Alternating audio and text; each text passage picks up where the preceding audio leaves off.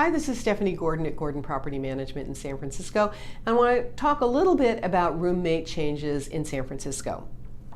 In San Francisco, you have to allow your roommates to add new and additional roommates. Basically, if one roommate moves out, you have to allow your tenants to add a replacement roommate.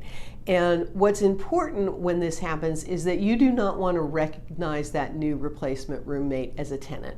You do not want to take an application from them. You do not want to take a rent check from them ever. And you don't even want to take a maintenance request with them. You want to treat them as what we call unauthorized subtenants.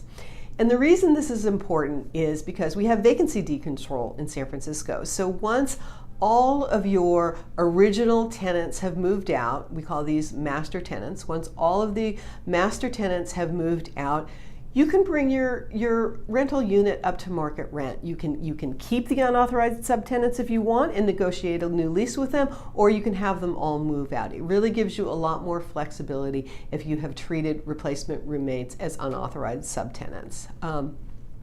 And to make matters even worse in San Francisco, in 2015, the Board of Supervisors passed what's called the Jane Kim legislation, which basically says landlords have to allow as many occupants in an apartment as is considered up to health and safety standards. And health and safety standards generally mean 2 people per bedroom plus 1. So for a 1-bedroom apartment, you have to allow 3 people to live there.